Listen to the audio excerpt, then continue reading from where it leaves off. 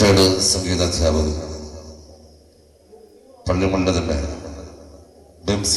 Music അക്കാദമിയുടെ തലവൻ, അതിനൊക്കെ അപ്പുറം പുരാണ പാരായണ അധ്യാപകൻ കൂടിയാണ് Sriman Bamsithan. Pallimon government higher secondary സ്കൂളില് കീബോർഡ്, വയലിൻ എന്നിവയില് കലാപ്രതിഭ. പള്ളിമൺ കളിക്കൽ വീട്ടിൽ യാദവ്. മുഖത്തല NSSVP സ്കൂൾ വിദ്യാർത്ഥിയായിരുന്നു. കർണാടക സംഗീതത്തിൽ, ലളിത സംഗീതത്തിലും നൃത്തത്തിലുമൊക്കെ പുരസ്കാരങ്ങളും കലോത്സവ പ്രതിഭയുമായ മുഖത്തല ഗാർഗി വിശ്വനാഥൻ. ഒപ്പം പിന്നണി സംഗീതത്തിലെത്തിയ മയ്യനാട് ഉണ്ണിക്കും സംഗീതത്തിന്റെ വിസ്മയം കൊണ്ട് മഹാദേവന്റെ മുൻപിൽ അനുഗ്രഹം നേടാൻ രണ്ട് കലോത്സവ പ്രതിഭകൾക്കൊപ്പം പള്ളിമണിന്റെ പ്രധാന സംഗീത അധ്യാപകൻ വരികയായി. ഈ കൊച്ചു പ്രതിഭകൾക്കും പിന്നണി മയ്യനാടുണ്ടിക്കും പള്ളിമൺ ശ്രീ ബംസൂർ സാറിന് സകല നാട്യങ്ങളുടെയും ദേവനായ പള്ളിമൺ ശ്രീ മഹാദേവന്റെ മുന്നിലേക്ക്, മഹാദേവന്റെ ക്ഷേത്ര ആഡിറ്റോറിയത്തിലേക്ക് പള്ളിമൺ ശ്രീ മഹാദേവ ക്ഷേത്ര ഉത്സവ കമ്മിറ്റിയുടെയും നാട്ടുകാരുടെയും ക്ഷേത്ര കമ്മിറ്റിയുടെയും സുസ്വാഗതം.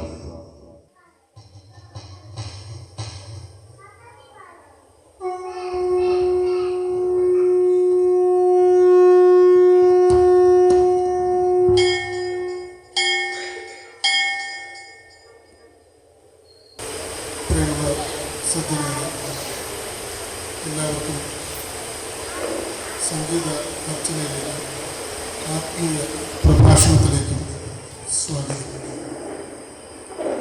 പരിപാവനമായ ഈ ക്ഷേത്രാങ്കണത്തിൽ, ശ്രീ മഹാദേവന്റെ ക്ഷേത്രാങ്കണത്തിൽ ഒരു കൊച്ചു പരിപാടി അവതരിപ്പിക്കാൻ അവസരം കിട്ടിയതിൽ വളരെയേറെ സന്തോഷിക്കുന്നു. അതിന് അവസരമൊരുക്കി തന്ന ശ്രീ രാജേഷ് സാറിനും അദ്ദേഹത്തിൻ്റെ കുടുംബങ്ങൾക്കും ക്ഷേത്ര ഭാരവാഹികൾക്കും ഉള്ള നന്ദി ആദ്യമേ തന്നെ അറിയിക്കുന്നു.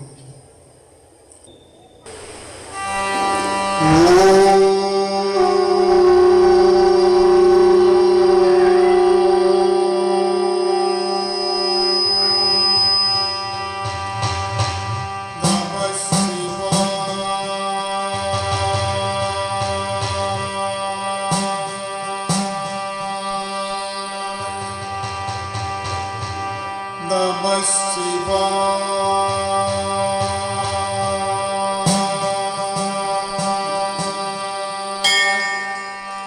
Namah Shivaya.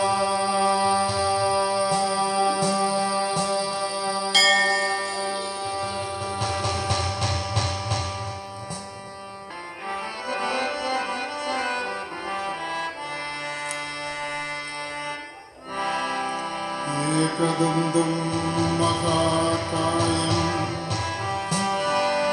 Taptakanjana Sannibham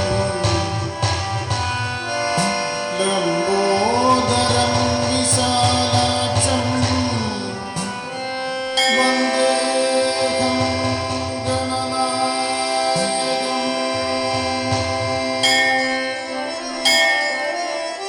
ഒറ്റക്കൊമ്പും തുമ്പിക്കൈയും പുടവയുടെ സ്വർണ്ണവർണ്ണമാർന്ന ശരീരവും ആയിട്ടുള്ള ശ്രീ മഹാഗണപതി ഭഗവാൻ നമ്മുടെ പള്ളിമൺ മഹാദേവ ക്ഷേത്രത്തിൽ കുടികൊണ്ട് നമ്മയെല്ലാം അനുഗ്രഹിച്ചുകൊണ്ടിരിക്കുന്നു. അദ്ദേഹം നമ്മുടെ ഈ വേദിയിലെത്തി നമ്മുടെ ഈ കൊച്ചു പ്രഭാഷണ പരിപാടിയിൽ സംഗീതാർച്ചനയിൽ മംഗളമാക്കി തരുവാൻ പ്രാർത്ഥിക്കുന്നു.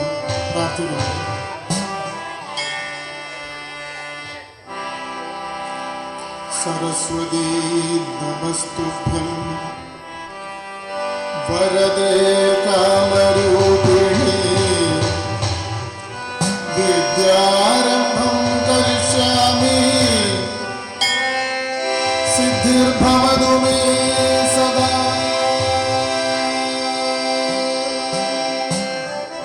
വാക്കിന്റെ ദേവതയെ നാക്കിൽ കുടികൊണ്ട് ഈ വേദിയിൽ നടക്കുന്ന സംഗീതാർച്ചനയും പ്രഭാഷണവും മംഗളമാക്കി തന്നെ ദേവി അതിനായി പ്രാർത്ഥിക്കുന്നു.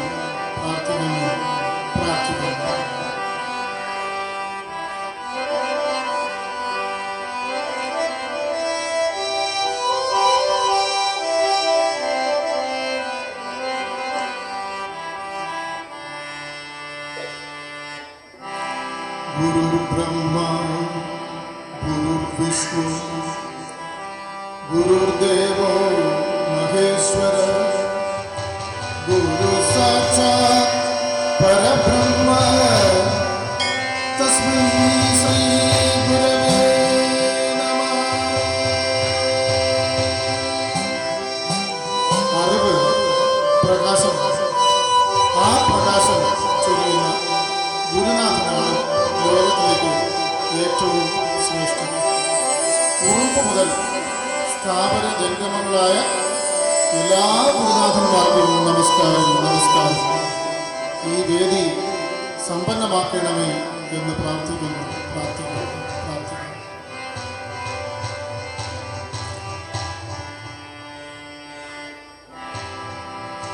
ശാന്താകാരം ഭുജഗശയനം പത്മനാഭം സുരേശം വിശ്വാധാരം ഗഗനസദൃശം മേഘവർണം ശുഭാംഗം ലക്ഷ്മീകാന്തം കമലനയനം യോഗിഭിർധ്യാനഗമ്യം വന്ദേ വിഷ്ണും ഭവഭയഹരം സർവലോകൈകനാഥം. ശാന്തസ്വരൂപി സർവലോകത്തിനും നാഥനും ലക്ഷ്മീകാന്തനുമായ അലയോ വിഷ്ണുദേവ, ഞങ്ങളെ അനുഗ്രഹിക്കണമേ.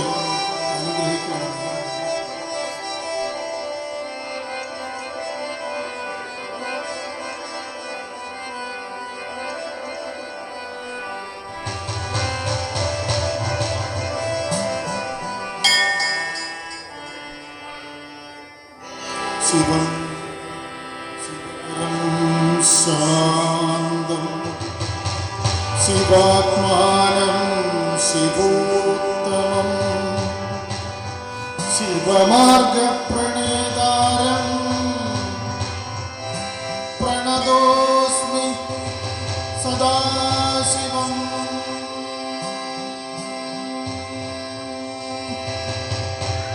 ശാന്തസ്വരൂപനായ മഹാദേവൻ, കാരുണ്യവാനായ മഹാദേവൻ, നാദസ്വരൂപനായ മഹാദേവൻ, പ്രണവസ്വരൂപനായ മഹാദേവൻ നമ്മെല്ലാം അനുഗ്രഹിക്കുമാറാകട്ടെ. Thank you.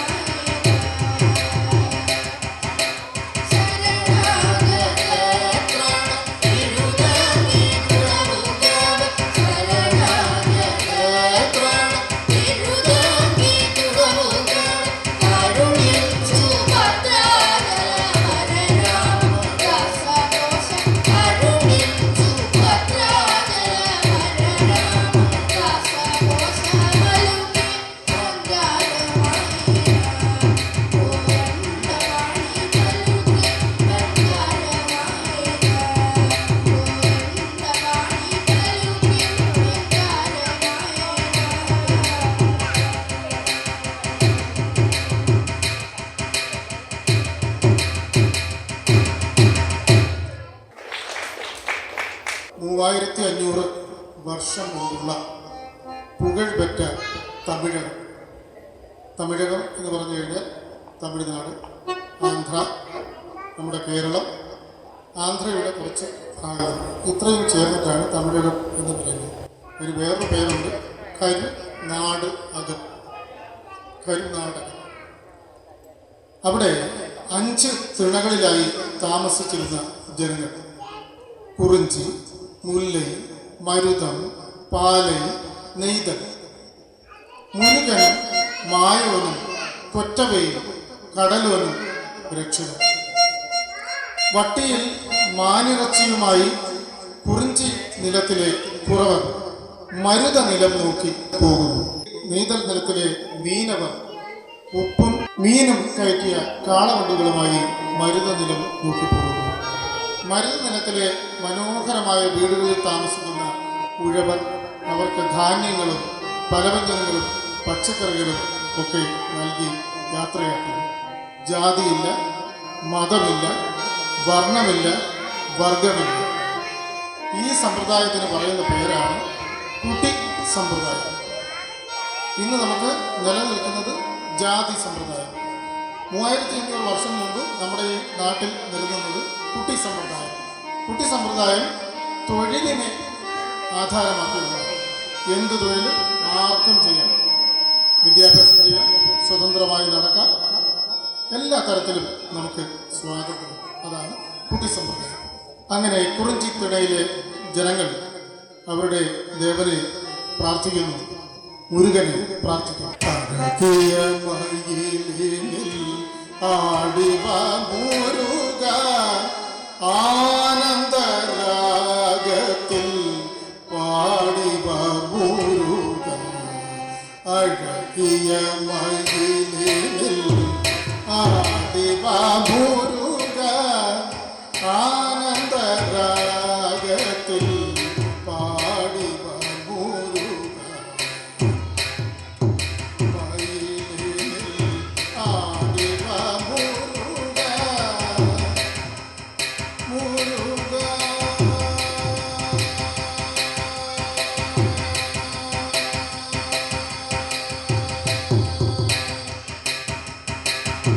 ഓലമാമല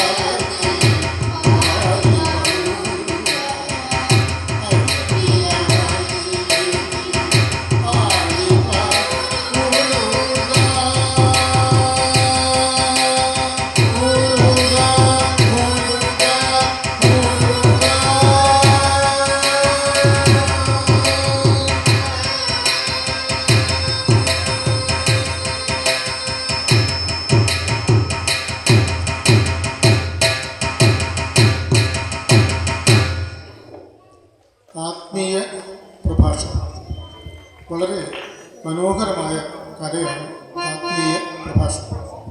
ആത്മ എന്ന് വെച്ചാൽ സ്വന്തം, ആത്മീയം എന്ന് വെച്ചാൽ തന്നെക്കുറിച്ച്, പ്രഭാഷണം എന്ന് പറഞ്ഞാൽ മധുരമായി സംസാരിക്കുക.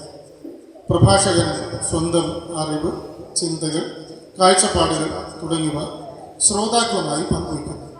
ശ്രോതാക്കൾ അവയൊക്കെ സ്വയം വിലയിരുത്തുകയും പുത്തൻ അറിവുകൾ പഠിച്ച് ശരിയോ തെറ്റോ എന്ന് ഉറപ്പുവരുത്തി സ്വന്തമായും നാട്ടിലും ദേശത്തും രാജ്യത്തും വിനിയോഗിക്കപ്പെടുമ്പോഴാണ് ആത്മീയ പ്രഭാഷണം അർത്ഥവത്താകുന്നത്. ആത്മീയ പ്രഭാഷണവുമായി ബന്ധപ്പെട്ട് പ്രഭാഷകനും ശ്രോതാവും പാലിക്കേണ്ട ചില കടമകളുണ്ട്. ഒന്ന്, നിഷ്പക്ഷതയാണ്. ഒന്നിലോടും ഒരു ചായ്വും ഇല്ലായ്മ. അതാണ് ആത്മീയ പ്രഭാഷകന് ഒന്നാമതായി വേണം. രണ്ടാമത്, സാമൂഹിക പ്രതിബദ്ധത. പ്രഭാഷകനും ശ്രോതാവും നിഷ്പക്ഷമതികളായിരിക്കണം. അത് നമ്മുടെ ഗണപതി ഭഗവാനെ പോലെ വലിയ ചെവിയാണ്, എല്ലാം സ്വീകരിക്കുന്നു. വലിയ തുമ്പി, എല്ലാ നന്മതിന്മകളും സ്വീകരിക്കുന്നു. സൂക്ഷ്മമായിട്ടുള്ള നേത്രങ്ങളാണ്, വളരെ സൂക്ഷിച്ചും കണ്ടുമാണ് അദ്ദേഹം എല്ലാ കാര്യങ്ങളും ചെയ്യുന്നത്. അങ്ങനെ നന്മ തിന്മകൾ അദ്ദേഹത്തിൻ്റെ വലിയ കുടവയറിൽ കിടന്ന് ദഹിച്ച് നന്മകൾ അദ്ദേഹം എടുക്കുകയും തിന്മകളെ കളയുകയും ചെയ്യും. അപ്പോഴാണ് നമ്മുടെ മുന്നിൽ ആ നന്മയുടെ മോദകം പ്രത്യക്ഷപ്പെടുന്നത്. അത് നമ്മുടെ നിത്യജീവിതത്തിൽ നമ്മളെ വളരെയേറെ നന്നായി നയിക്കുന്നു. അപ്പോൾ കാമ, ക്രോധ, ലോഭ, മോഹാദികളാകുന്ന എലികളുടെ ഒരു സ്വഭാവമാണ് അവിടെയും ഇവിടെയും നിരന്തരം ഇങ്ങനെ ഓടിക്കൊണ്ടിരിക്കും. കാമ, ക്രോധ, ലോഭ, മോഹാദികളും അങ്ങനെ തന്നെയാണ്. അപ്പോൾ കാമ, ക്രോധ, ലോഭ, മോഹാദികളെല്ലാം അടക്കി നിർത്തുക എന്ന് പറയുന്നത് നന്മ തിന്മകളെ തിരിച്ചറിഞ്ഞ് ആ അറിവുള്ള ആൾക്ക് മാത്രമാണ് സാധിക്കുന്നത്. അങ്ങനെ ഉണ്ടാകുമ്പോൾ എന്ത് ചെയ്യും? വ്യക്തി നന്നാവും. വ്യക്തി നന്നായാൽ കുടുംബം നന്നാവും. കുടുംബം നന്നായാൽ നാട് നന്നാവും. നാട് നന്നായാലോ ഈ രാജ്യം നന്നാവും. ഭാരതം, നമ്മുടെ ഭാരതം, അത് നന്നാവും. ഭാരതം ഒരു പൂങ്കാവനമായി തീരും.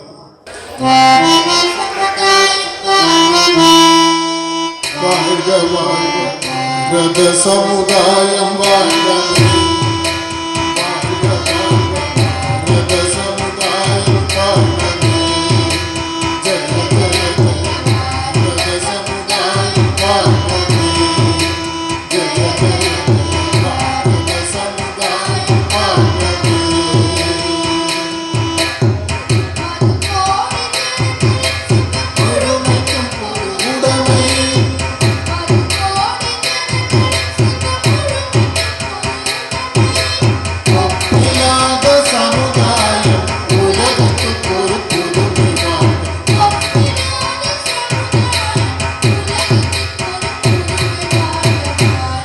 സമുദായം வாழ்க, வாழ்க வாழ்க ரத சமுதாயம் வாழ்க, ரத சமுதாயம் வாழ்க.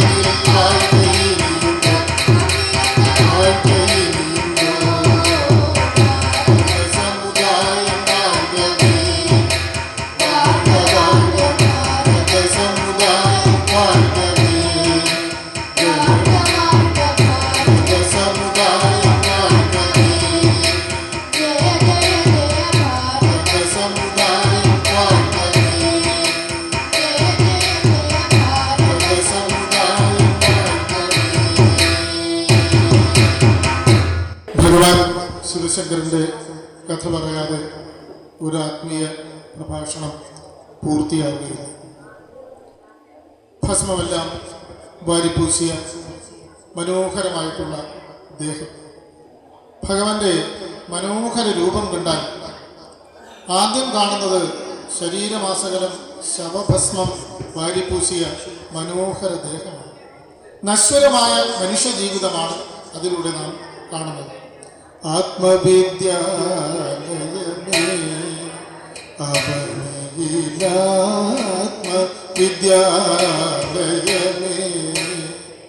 മന്നവനാട്ടെ യാചകനാട്ടെ വന്നിടുമോടുവിൽ വഞ്ചിത നടുവിൽ മന്നവനാട്ടെ യാചകനാട്ടെ വന്നിടുമോടുവിൽ വഞ്ചിത നടുവിൽ ആത്മവിദ്യാലയമേ.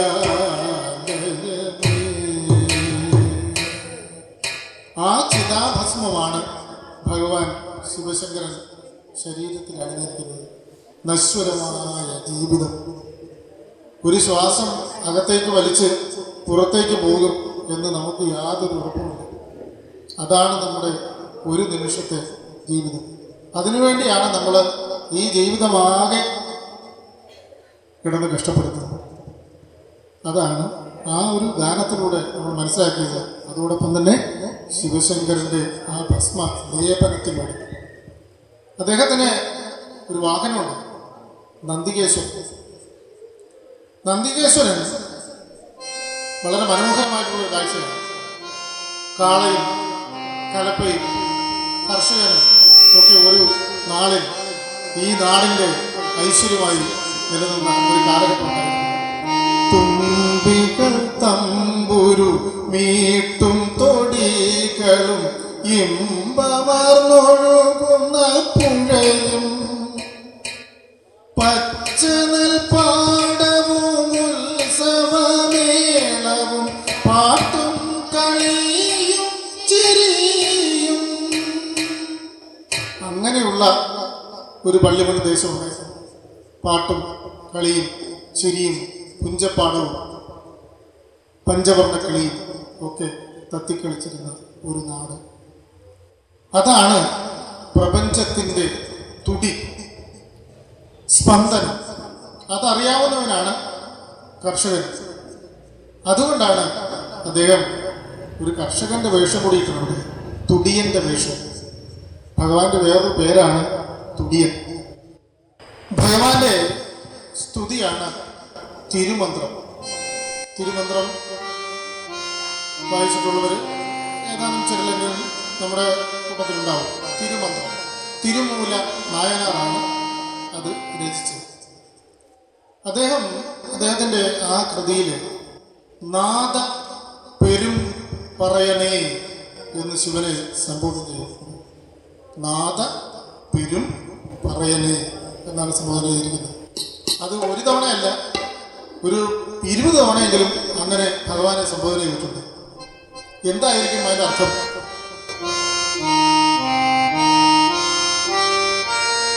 അത് പൊറൈ എന്ന് വെച്ച് കഴിഞ്ഞാൽ സഹനശക്തി എന്നാണ് അർത്ഥം. പൊറൈ എന്ന് പറഞ്ഞാൽ സഹനശക്തി, സഹനശക്തി ഉള്ളവനെ എന്നാണ് വിളിച്ചത്. പെരും പൊറയനെ എന്ന് വിളിച്ചു കഴിഞ്ഞാൽ വലിയ സഹനശക്തി ഉള്ളവനെ. ഭഗവാനെ സംബന്ധിച്ചിടത്തോളം അദ്ദേഹം മിക്കവാറും സമയമൊക്കെ അദ്ദേഹം നല്ല ധ്യാനത്തിലായിരിക്കും, നല്ല സംഗീതാത്മകമായ ആ ഒരു ചുറ്റുപാടിൽ അദ്ദേഹം ഇങ്ങനെ ലയിച്ചിരിക്കും, നാദസ്വരൂപിയായിട്ട്.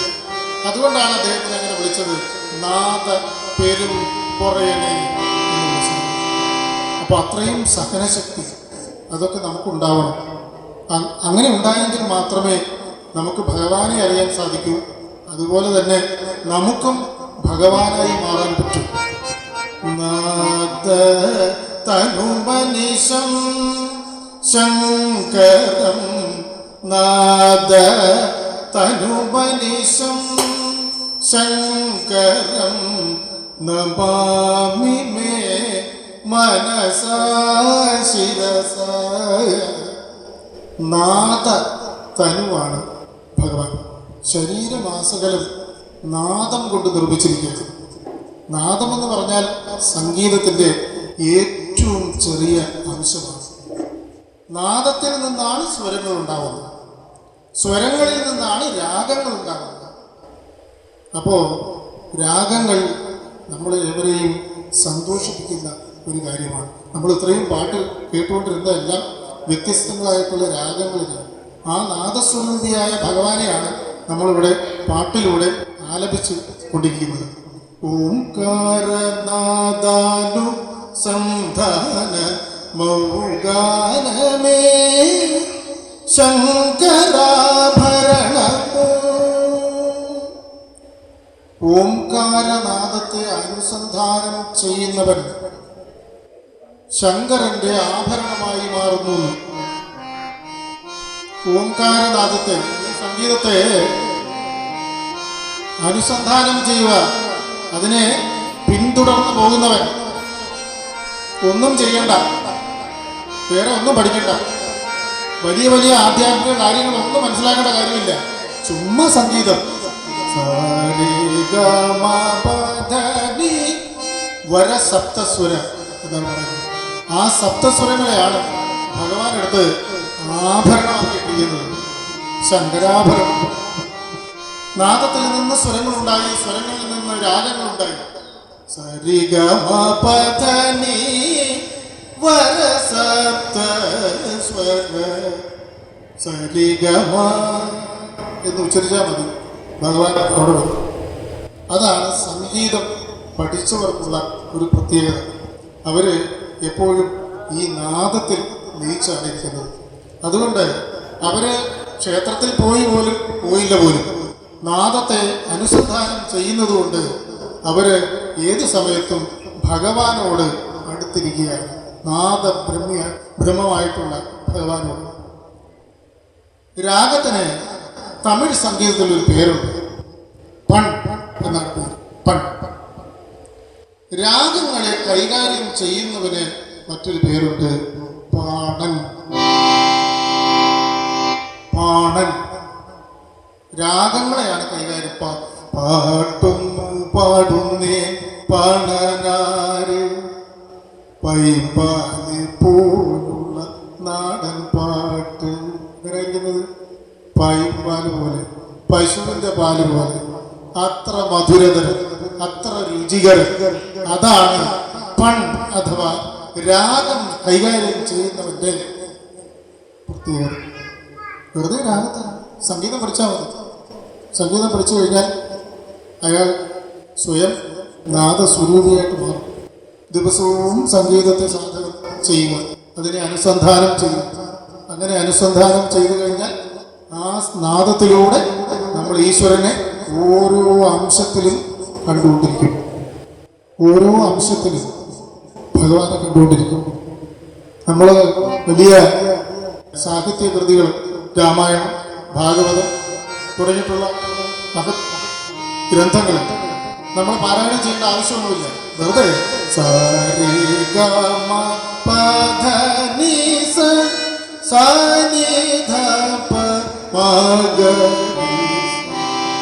ഇത് മാത്രം പാടിയാണ് ഭഗവാന്റെ അടുത്ത് ചുളുവിലെത്താം. അതാണ് നാദാനു അനുസന്ധാനമേ. ഓംകാരനാദാനു സന്ധാനമോ ഗാനമേ ശങ്കരാഭരണമോ.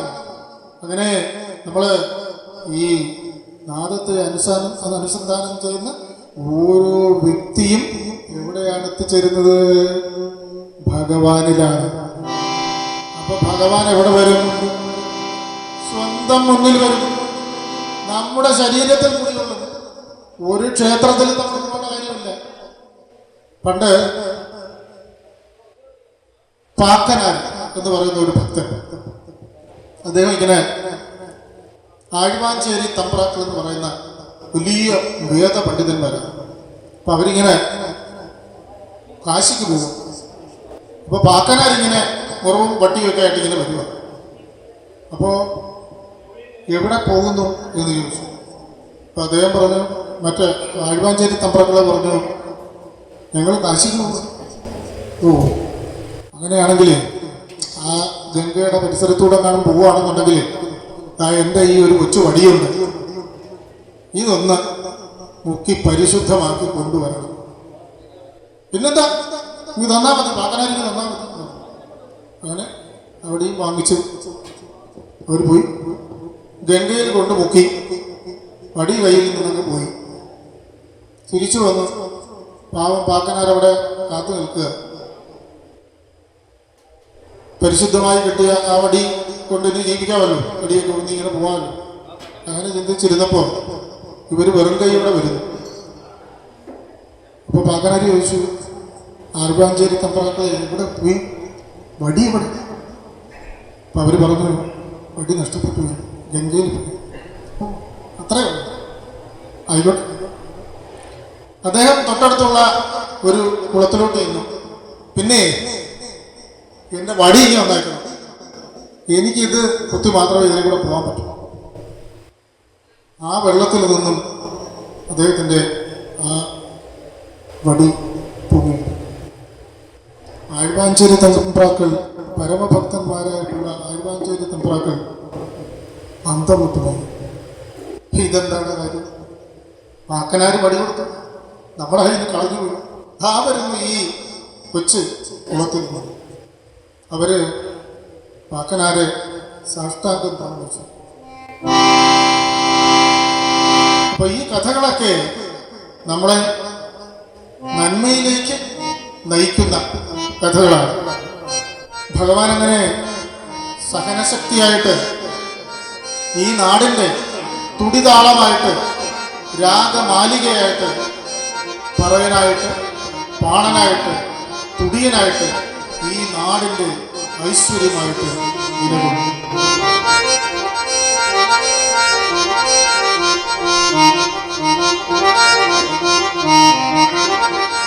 അടുത്തതായി ശൂലധാരി ശങ്കര എന്നൊരു ഗാനം ആരംഭിക്കുന്നു.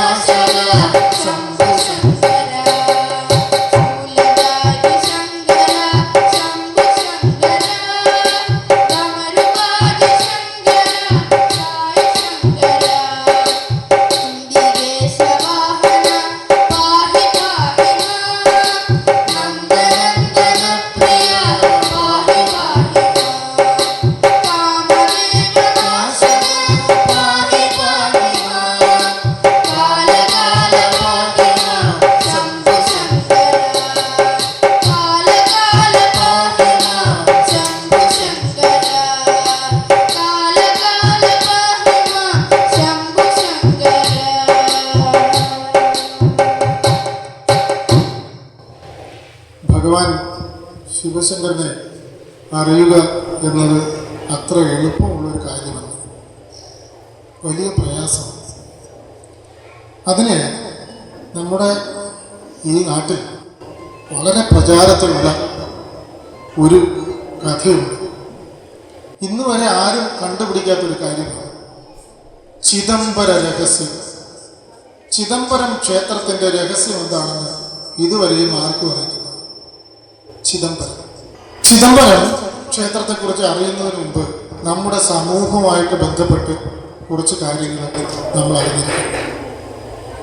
അതിലൊന്നാണ് നമ്മൾ ഇന്ന് ജീവിക്കുന്നത് ജാതി എന്ന് പറയുന്ന ഒരു നീരാളിപ്പിടുത്തത്തിലാണ്. ജാതി സമ്പ്രദായത്തിലാണ് നമ്മളത് ജീവിക്കുന്നത്. അപ്പോൾ ഈ ജാതി എങ്ങനെയാണ് വരുന്നത് ആലോചിച്ച് നോക്കിയിട്ടുണ്ട്. ഭഗവാനെക്കുറിച്ച് ചിന്തിക്കുമ്പോൾ ഈ കാര്യങ്ങളൊക്കെ ഒന്ന് അറിഞ്ഞിരിക്കുന്നത് നല്ലതായിരിക്കും. ആദ്യം എന്ന് പറഞ്ഞാൽ ജന്മമാണ്. ജന്മം എവിടെ നിന്ന് ജനിക്കുന്നു, എങ്ങനെ ജനിക്കും, അതിനൊരുപാട് കാര്യങ്ങളുണ്ട്. 8 വിധത്തിലാണ് ഇവിടെ ഈ ഭൂമിയിൽ ജന്മം ഉണ്ടാകുന്നത്. ഒന്നാമത്തത് ജരായുജം. ജരായുജം എന്ന് വെച്ച് കഴിഞ്ഞാൽ പ്രസവിച്ച് ഉണ്ടാകുന്നത്. അടുത്തത് അണ്ടജം, മുട്ട പൊട്ടി ഉണ്ടാകുന്നത്. പിന്നീട് സ്വേദജം, വിയർപ്പ് തുടങ്ങിയിട്ടുള്ള കാര്യങ്ങളിൽ നിന്നുണ്ടാകുന്നത്. പിന്നെ പൊട്ടിമുളച്ച് ഉണ്ടാകുന്നത് നമ്മുടെ ഈറ്റ, മുള, കരിമ്പ്, ഇങ്ങനെ. അപ്പോൾ ജന്മം എന്ന് പറയുന്നത് ഏതെങ്കിലും ഒരു രീതിയായിരിക്കും. അടുത്തതാണ് ജാതി. ജാതി എന്ന് പറഞ്ഞാൽ ജന്മത്തിൽ നിന്ന് ഉടലെടുക്കുന്നത്. ഇപ്പോൾ പ്രസവിച്ചുണ്ടാകുന്നത് അതാണ് ജരായുജം. ജരായുജത്തിൽ നിന്ന് അനവധി ജന്മങ്ങളുണ്ട്. മനുഷ്യനുണ്ട്, പിന്നെ മൃഗങ്ങളുണ്ട്, അങ്ങനെ ധാരാളം. അപ്പോൾ ജാതി എന്ന് വെച്ച് കഴിഞ്ഞാൽ മനുഷ്യൻ എന്ന് മാത്രമേ പറയാവൂ. മനുഷ്യൻ അല്ലാതെ ഒരു ജാതിയില്ല. ജന്മത്തിൽ നിന്ന് ഉടലെടുക്കുന്ന ഒരു വിഭാഗമാണ് മനുഷ്യജാതി. മനസ്സിലായില്ലേ? അപ്പോൾ ഇനി എന്ത് ചെയ്യും? ഈ ജാതി 2ആയിട്ട് മാറും. ഒന്ന് ആണ്, അടുത്തത് പെൺ.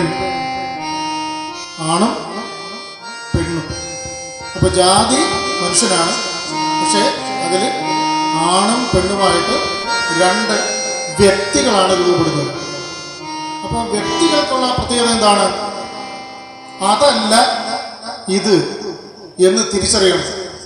ഇപ്പോൾ ഒരു സ്ത്രീയെ കണ്ടു കഴിഞ്ഞാൽ അത് പുരുഷനല്ല എന്ന് നമുക്ക് കൃത്യമായിട്ട് അറിയാം.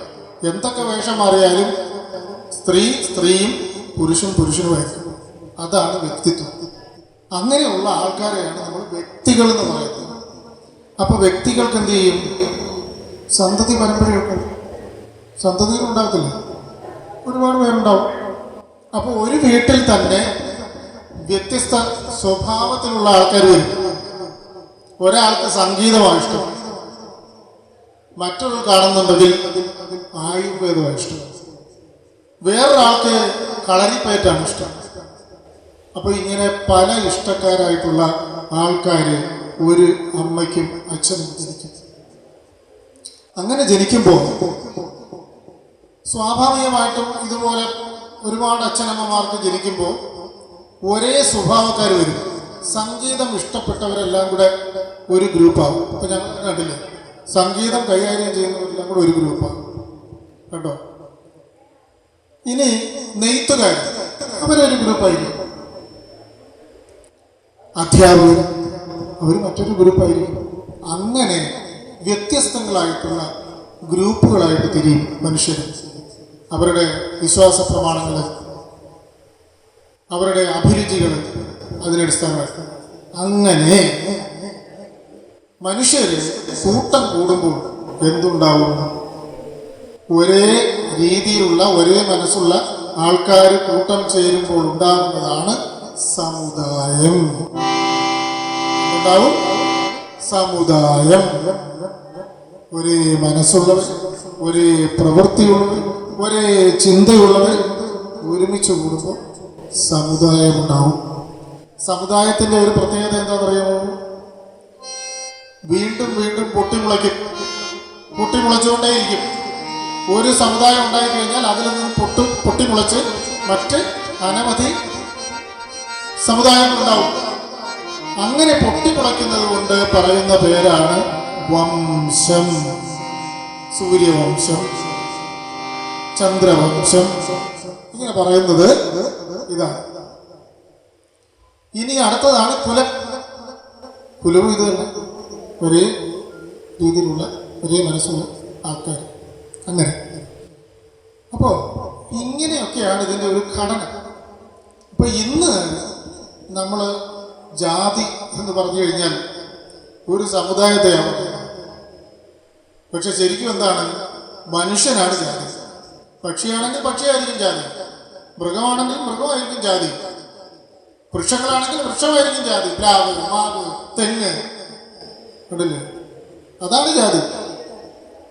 മനസ്സിലായില്ലേ? നമ്മളിപ്പോൾ പറയുന്നത് ഈ ആൾക്കാർ കൂട്ടം കൂടി ഇങ്ങനെ ഇരിക്കുന്നതിനെയാണ് നമ്മൾ പറയുന്നത് സമുദായത്തെയാണ്, അല്ലെങ്കിൽ വംശത്തെയാണ് നമ്മൾ പറയുന്നത് ജാതി എന്ന് പറയുന്നത്. പക്ഷേ ഒരു 4000 വർഷം മുമ്പ് നമ്മൾ ഈ ഇരിക്കുന്ന തമിഴർ, ഇത് കോടാനുകോടി വർഷമായിട്ട് ഇവിടെ ഉണ്ട്. ഈ പള്ളിമൺ ദേശം നമ്മുടെ പൂർവികരും അവരെ പൂർവികരും അങ്ങനെ കോടാനുകോടി വർഷങ്ങളായിട്ട് ഇവിടെ മനുഷ്യരുണ്ട്.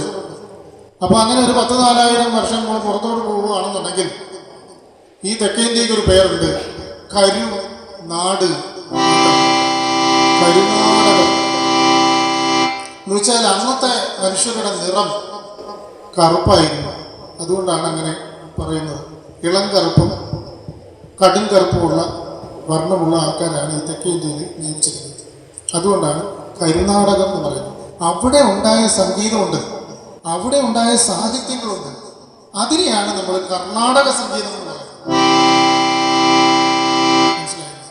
അപ്പോൾ അവിടെ എങ്ങനെയാണ്? തൊഴിലാണ് പ്രധാനം. തൊഴിൽ ഓരോ തൊഴിൽ ചെയ്യുന്നവർ ഓരോ ഗ്രൂപ്പാവും. അധ്യാപനം ചെയ്യുന്നവർ ഒരു ഗ്രൂപ്പ്, പൂജ ചെയ്യുന്നവർ മറ്റൊരു ഗ്രൂപ്പ്. ഇനി ഈ അധ്യാപനമൊക്കെ വിട്ട് വലിയ മുനികളായിട്ട് ഈ ലോകത്തെ തന്നെ ലോകം ഒക്കെ ഒന്ന് വിട്ടു നിൽക്കണം എന്ന് ആഗ്രഹിച്ച് മൗനമായിരുന്നു കൊണ്ട് നമുക്ക് ഗ്രന്ഥങ്ങളൊക്കെ രചിച്ചു തരുന്ന ആൾക്കാരുണ്ട്. അവരെ വിളിക്കുന്ന പേരാണ് അന്തണർ. അന്തണർ എന്ന വാക്കിൻ്റെ അർത്ഥം മുനികൾ എന്നാണ്. അന്തണർ എന്ന് പറഞ്ഞാൽ നമ്മൾ വെളുത്ത ബ്രാഹ്മണരും കറുത്ത ബ്രാഹ്മണരും ഉണ്ട്. അതിൽ വെളുത്ത ബ്രാഹ്മണരെ അല്ല അന്തണർ എന്ന് പറയുന്നത്, കറുത്ത മനുഷ്യരിൽ ഏറ്റവും ഉയർന്ന മുനികളെയാണ് പറയുന്നത്. നമ്മുടെ കന്യാകുമാരി ചെന്ന് കഴിഞ്ഞാൽ അവിടെ ഒരു പ്രതിമ നിൽപ്പുണ്ട്. ആരുടെയാണെന്നറിയോ? തിരുവള്ളുവർ. തിരുവള്ളുവര് അന്തണനാണ്. അദ്ദേഹം വെളുത്ത മനുഷ്യനല്ല, അദ്ദേഹം കറുത്ത മനുഷ്യനാണ്.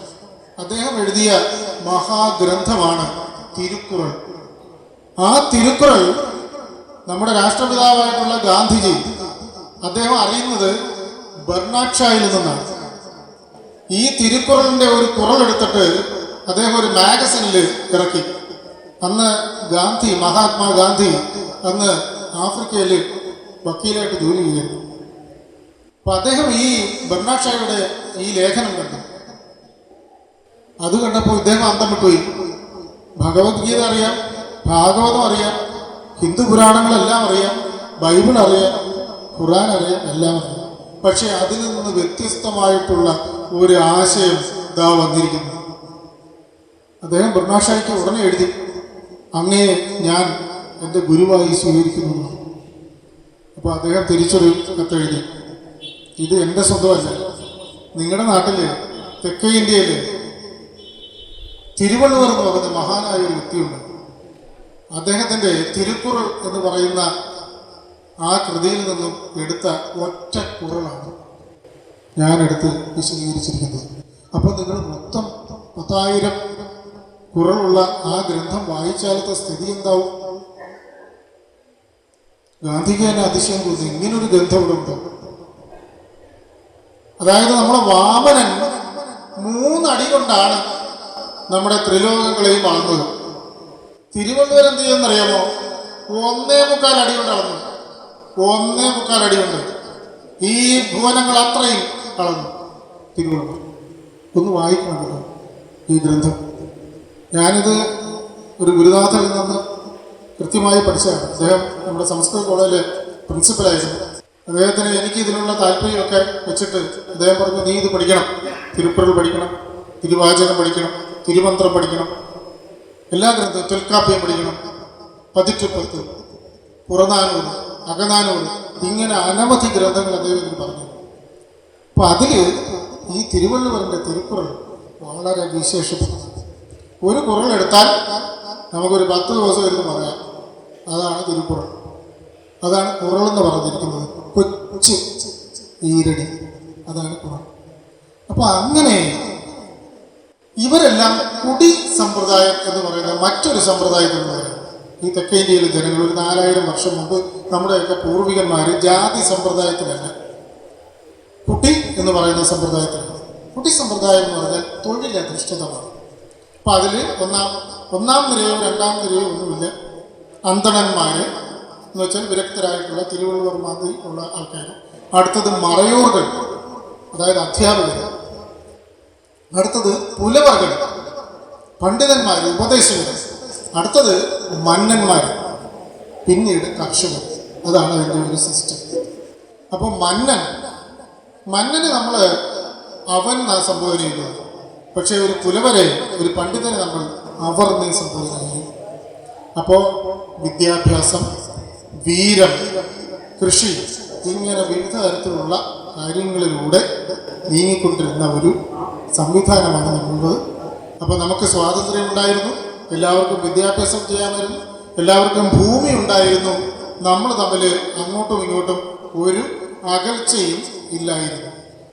അങ്ങനെ തെക്കേ ഇന്ത്യയിലെ ഒരു വലിയ ക്ഷേത്രമുണ്ട്, ചിദംബരം. ആ ചിദംബരത്തിൻ്റെ രഹസ്യം അറിയുക എന്ന് പറഞ്ഞാൽ വളരെ വലുതാണ്. ചിദംബര രഹസ്യം ഇന്നും വെളിപ്പെടാത്ത ഒരു സംഗതിയാണ് ചിദംബര രഹസ്യം. അവിടെ 63 നായനാർമാരുണ്ട്.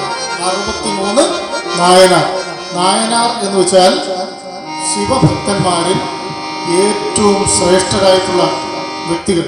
നമ്മുടെ ശിവന്റെ അമ്പലത്തിലാണ് നമ്മൾ പറയുന്നത്. അപ്പോൾ ഈ നായനാർമാര് അങ്ങേയറ്റം പ്രത്യേകതയുള്ളവരാണ്. അതുകൊണ്ടാണ് ആ നായനാറുടെ കാര്യം ഇവിടെ പറയാനായിട്ട് എനിക്ക് മനസ്സിൽ തോന്നിച്ചത്. ഞാൻ വേറെ പല കാര്യങ്ങളോ പറയണമെന്ന് വിചാരിച്ചത്. അപ്പോൾ ഇതിങ്ങനെ മനസ്സിൽ വന്നുകൊണ്ടിരിക്കുകയാണ്.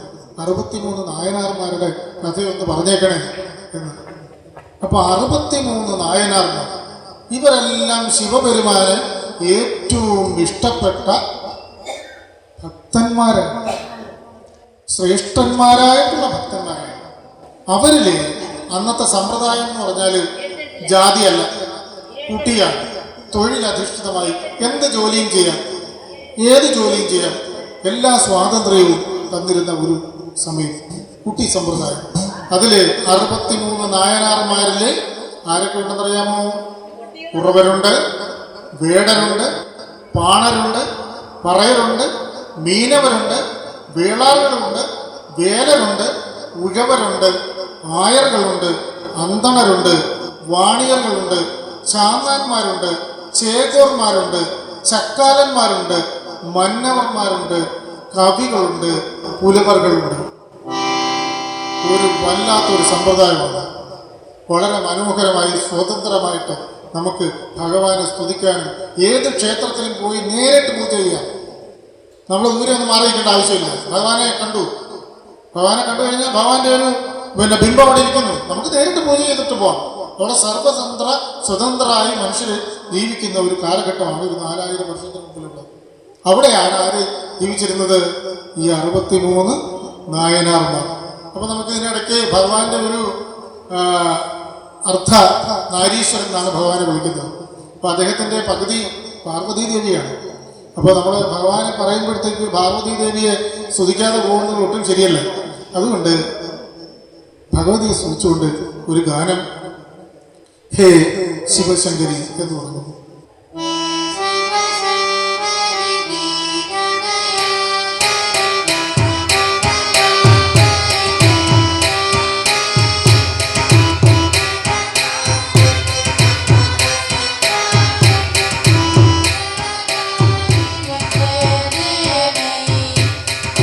Devi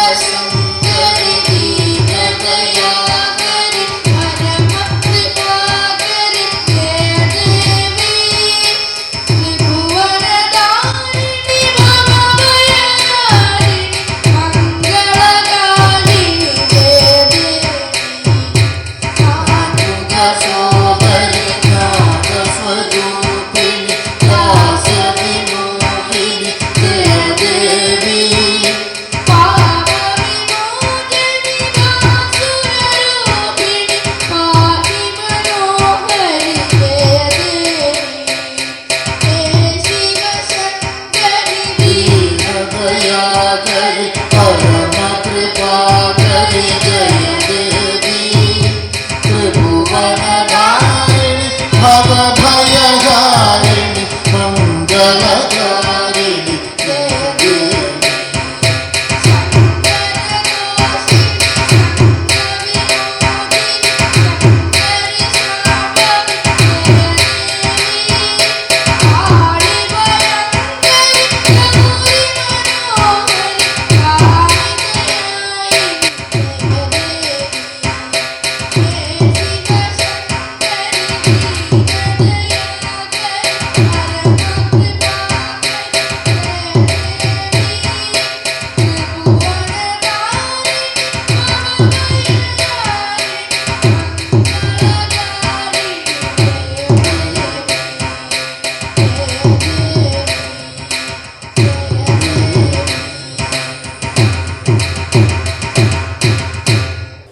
ഈ ധന്യമായിട്ടുള്ള വേദിയിൽ ഭഗവാൻ ശിവശങ്കരൻ കുടികൊള്ളുന്ന ഈ വേദിയിൽ നമ്മൾ അദ്ദേഹത്തിൻ്റെ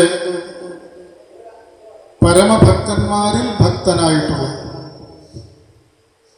സാധുക്കളിൽ സാധുവായിട്ടുള്ള നന്ദനാരുടെ ചരിത്രം പറയാതെ പോയാൽ ഭഗവാൻ ശിവശങ്കരന് ചിലപ്പോൾ നമ്മളോടൊരു ദേഷ്യം തോന്നിയേക്കാം. അതുകൊണ്ട് ഭഗവാന്റെ പരമഭക്തനായിട്ടുള്ള നന്ദനാരുടെ ചരിത്രം വളരെ ചുരുക്കി എന്ന് പറയുകയാണ്. ഇത് വളരെ പ്രസിദ്ധമായിട്ടുള്ള ഒരു കഥയാണ്. അനവധി പേര് ഹരികഥാ കാലക്ഷേപം ഇന്നും തമിഴ്നാട്ടിൽ നടത്തുന്ന മനോഹരമായിട്ടുള്ളൊരു കഥയാണ് നന്ദനാർ ചരിത്രം. അത് ഈ വേദിയിൽ പെട്ടെന്ന് തോന്നിയതാണ്. മറ്റു കഥകൾ പലതും പറയാൻ ആഗ്രഹിച്ചുവെങ്കിലും നന്ദനാരുടെ ചരിത്രം പറയാതെ പോകല്ലേ എന്ന് ആരോ മനസ്സിലിരുന്ന് പറയുന്നത് പോലെ അങ്ങനെ തോന്നിയത് കൊണ്ടാണ് നന്ദനാരുടെ കഥ പറയാൻ എന്ന് വിചാരിച്ചത്.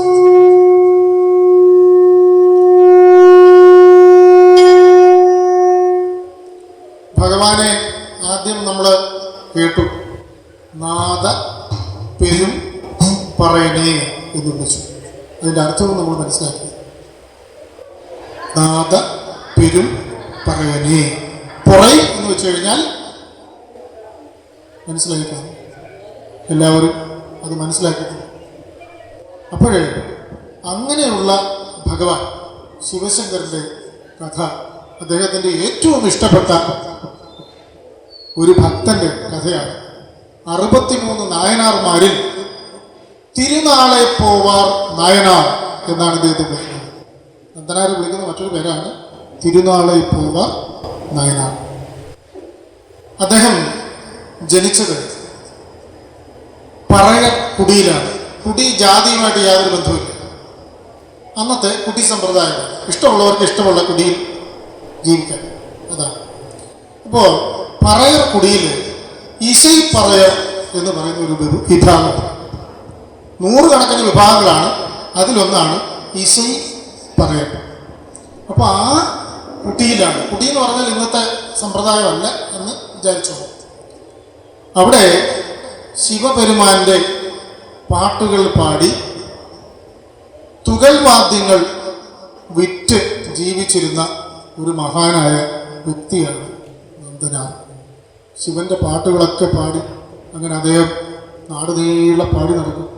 ശിവഭക്തി ഗാനങ്ങൾ നന്ദനാർ. നമ്മൾ ചിദംബരത്ത് എന്നാൽ ഒന്നാമത് പൂജ കൊടുക്കുന്നത് നന്ദനാർക്കാണ്. നന്ദനാർക്ക് കൊടുത്തതിന് ശേഷം മാത്രമേ ബാക്കിയുള്ള 62 നായനാർമാർക്കും പൂജ കൊടുക്കും. അതാണ് ആ ശ്രേഷ്ഠത. അപ്പോൾ ശിവപെരുമാന്റെ പാട്ടുകൾ പാടി വാദ്യങ്ങൾ വായിച്ച് അങ്ങനെ നടക്കുന്ന നന്ദനാർ. നന്ദനാരുടെ നാവിൽ വരുന്നത് ശിവനാമം, നിലവിൽ വരുന്നത് ശിവരൂപം. അദ്ദേഹം അങ്ങനെ പാട്ടുപാടി 72 വിധം വാദ്യങ്ങളുണ്ടായിരുന്നു, തുകൽ വാദ്യങ്ങൾ. അതൊക്കെ ഉണ്ടാക്കി വിൽക്കുന്ന ഒരു വലിയ കുടിയാണ് ഇദ്ദേഹത്തിൻ്റെ ഈ പറയുന്ന ഇശൈ പറയൻ എന്ന് പറയുന്ന കുടി. അദ്ദേഹം ഇങ്ങനെ ഈ വാദ്യങ്ങളൊക്കെ നിർമ്മിച്ച് നാടകങ്ങൾ ഇങ്ങനെ സാരോപദേശ കഥകളും പാടി ഇങ്ങനെ നടക്കും. ശിവന്റെ നാമവും പാടി ശിവശങ്കര ശിവശങ്കര ശിവശങ്കര എന്ന് വിളിച്ച് ഇങ്ങനെ നടക്കും. ഭക്തന്മാരൊക്കെ അടുത്ത് കൂടും. നന്ദനാരെ ഒരു കഥ പറയൂ, ഭഗവാന്റെ ഒരു കഥ പറയൂ, ഒരു കഥ പറഞ്ഞിട്ട് പോയാൽ മതി, ആ വാദ്യമൊക്കെ ഒന്ന് വായിക്കൂ എന്ന് പറയുമ്പോൾ അദ്ദേഹം ഈ വാദ്യങ്ങളൊക്കെ എടുത്ത് വായിച്ചുകൊണ്ട് ഭഗവാന്റെ കഥ പറഞ്ഞ് ആ ഭക്തരുടെയൊക്കെ മനസ്സിനെ തണുപ്പിക്കും. അതാണ് നന്ദനാരുടെ ജോലി. അങ്ങനെ ഇരിക്കെ അദ്ദേഹത്തിന് തോന്നി ഈ കുടിയൊന്ന് മാറിയിട്ട് ഉഴവർ കുടിയിലേക്ക് മാറാം.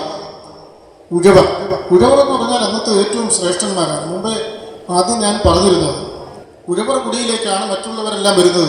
അവിടാണ് ധാന്യം ഇരിക്കുന്നത്, അവിടാണ് പച്ചക്കറികൾ ഇരിക്കുന്നത്, അവിടെ ധനധാന്യ സമൃദ്ധമായിട്ടുള്ള ദേശമാണ് മരുതം നിലം. അവിടേക്കാണ് ആൾക്കാർ വരുന്നത്. അപ്പോൾ അവിടെ താമസിക്കുന്നവരാണ് ഉഴവറുകളും വെള്ളാളറുകളും. വെള്ളത്തെ ആളുന്നവൻ എന്ന് വെച്ചാൽ അണ കെട്ടാൻ ശേഷിയുള്ളവൻ, അതാണ് വെള്ളാളൻ. അണകെട്ടും നിലം വിതയ്ക്കും എല്ലാം ഉണ്ടെങ്കിൽ മാത്രമേ നമുക്ക് ജീവിക്കാൻ പറ്റൂ. അപ്പോൾ ജീവിതത്തിൻ്റെ ഒരു പ്രധാന ഘടകം ഉഴവറുകളുടെ. അപ്പോൾ അങ്ങനെ അദ്ദേഹത്തിന് തോന്നി എന്നാൽ പിന്നെ ഇനിയിപ്പോൾ കുറച്ചു കാലം ഉഴവർ കൂട്ടത്തിൽ നിന്ന് കൂടാം, ആ കുടിയിൽ കൂടാം എന്ന് വിചാരിച്ചു. അങ്ങനെ മാറിപ്പോയാൽ അവിടെ നിന്ന് വിവാഹം ചെയ്ത് സുഖമായിട്ട് ജീവിക്കാം. ഏത് കുടിയിലേക്ക് മാറുന്നു സ്വാതന്ത്ര്യമാണ്. എവിടെ നിന്ന് മാറിപ്പോ എങ്ങനെയും വിവാഹം ചെയ്യാം, അവിടെ ചെന്ന് സുഖമായി താമസിക്കാം.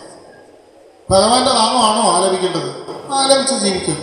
വിദ്യാഭ്യാസം ചെയ്ത് പുലവറുകളാണോ ആവാം. പുലവറുകളായാൽ രാജാവിനെ ഉപദേശം ചെയ്യാം. പുലവന് താഴെയാണ് ആര്, രാജാവ്. പുലവരെ അവർന്നും രാജാവിനെ അവനെന്നുമാണ് വിളിക്കുന്നത്. അതാണ് അതിൻ്റെ പ്രത്യേകത. പുലവനാണ് മുകളിൽ, വിദ്യാഭ്യാസമുള്ളത്, പണ്ഡിതൻ അവനാണ് മുന്നിൽ നിൽക്കുന്നത്. അങ്ങനെ നമ്മുടെ നന്ദനായ ഉഴവർ കുടിയിലേക്ക് മാറി. അങ്ങനെ അദ്ദേഹം ശിവനാമം എപ്പോഴും ജപിച്ചുകൊണ്ട് നടക്കുകയാണ്. ഉഴവർ കുടിയിലാകുമ്പോൾ നമുക്ക് കാർഷിക വൃത്തിയാണ്, നിലങ്ങളും പുരയിടങ്ങളുമായിട്ടുള്ള ആ പ്രദേശങ്ങളാണ്. അപ്പോൾ അതൊക്കെ വിതയ്ക്കുക, കൊയ്യുക, അങ്ങനെയൊക്കെയുള്ള കാര്യങ്ങളാണ്. അപ്പോൾ അദ്ദേഹം എപ്പോഴും ഒറ്റ നാമമേ ജപിക്കൂ. ചിദംബരം ചിദംബരം ചിദംബരം ചിദംബരം ഇങ്ങനെ ജപിച്ച് നടക്കുകയാണ് അദ്ദേഹത്തിന്റെ നാവിൽ അദ്ദേഹവും ചിദംബരം ചിദംബരം ശിവശിവ ശിവശിവ ശിവശിവ ശിവശിവ ചിദംബരം ചിദംബരം അങ്ങനെ ജപിച്ചു നടക്കും. അപ്പൊ കൂട്ടുകാരായിട്ടുള്ള മറ്റ് കർഷകർക്കൊക്കെ ഇദ്ദേഹം ഇങ്ങനെ ചിദംബരം ചിദംബരം ചിദംബരം എന്ന് പറഞ്ഞു കിടക്കും. അപ്പൊ അവർക്കൊക്കെ ഒരു അതിശയം, ഇദ്ദേഹം എന്താണ് ഇങ്ങനെ ചിദംബരം ചിദംബരം എന്ന് പറഞ്ഞു കിടക്കുന്നത്. നമ്മൾ കൃഷിക്ക് പോകുമ്പോഴും ഇദ്ദേഹം അടുത്ത് വന്ന് ഓരോ മൺവെട്ടി എടുത്ത് കിടക്കുമ്പോഴും അദ്ദേഹം പറയുന്നത് ചിദംബരം ചിദംബരം ചിദംബരം ശിവശിവ ശിവശിവ ശിവശിവ എന്നാണ്. അത്രയ്ക്ക് പരമഭക്തനായിരുന്നു നന്ദനാർ. നാവിൽ ശിവനാമം മാത്രം, ചിന്തയിൽ ശിവന്റെ രൂപം മാത്രം. അങ്ങനെ ഇരിക്കെ അദ്ദേഹം ചിദംബരം പോകണമെന്ന് തന്നെ വിചാരിച്ചു. അപ്പോൾ ധാരാളം നെൽവയലുകൾ കിടക്കുന്നതിൻ്റെ അതിൻ്റെയൊക്കെ നടത്തിപ്പുകാരൻ ആയിട്ടുള്ള മുഖ്യനാണ് നന്ദനാർ. അപ്പോൾ അദ്ദേഹം പറയർ കുടിയിൽ നിന്ന് അദ്ദേഹം അങ്ങോട്ട് മാറി ഉഴവർ കുടിയിലേക്ക് മാറി. അപ്പം അങ്ങനെ മാറിക്കൊണ്ടേ ഇരിക്കാം, നമുക്ക് ഏത് വേണേലും നമുക്ക് എടുക്കാം. അതാണ് അന്നത്തെ സമ്പ്രദായം. എത്ര മനോഹരമാണെന്ന് നോക്കിക്കോണം. നമ്മൾ സ്വതന്ത്രമായിട്ട് നടക്കുക. നമ്മളെ പിടിച്ച് ഇന്നത്തേന്ന് പറഞ്ഞാൽ ഒരു സമുദായം എന്ന് പറഞ്ഞാൽ ആ സമുദായം മാറാൻ പറ്റത്തില്ല. അത് ഇനി ഈ മനുഷ്യൻ മരിച്ച് മണ്ണടിയുന്നവരെ ആ സമുദായത്തിൽ തന്നെ നിൽക്കും. ഇവിടെ അതൊന്നുമില്ല. ഇവിടെ ഏത് തൊഴിലും സ്വീകരിക്കാം, എങ്ങനെയും ജീവിക്കാം. സർവതന്ത്ര സ്വതന്ത്രരായിട്ട് ജീവിക്കുന്ന ഒരു ജനമായിരുന്നു ഈ ഇരിക്കുന്ന തമിഴകത്തിൽ ഉണ്ടായിരുന്നു നമ്മൾ ഈ ഇരിക്കുന്ന. അങ്ങനെ നന്ദനാര് ഒരു ദിവസം അദ്ദേഹത്തിൻ്റെ യജമാനനോട് ചെന്ന് പറഞ്ഞു, യജമാനരെ എനിക്ക് ചിദംബരം പോകണം. ഒരുപാട് നാളുകളായിട്ട് ആലോചിക്കുക, പോകണം നിങ്ങൾ വിചാരിക്കും. അങ്ങ് ഓരോ പണി തരും, ഞാൻ അപ്പോഴേ അത് തീർത്ത് വരുമ്പോഴത്തേക്ക് ചിദംബരം പോകാനുള്ള അവസരം നിർത്തും. അതുകൊണ്ട് ഇപ്രാവശ്യം യജമാനർക്ക് ഏറ്റവും ഇഷ്ടപ്പെട്ട ഭൃത്യനാണ്.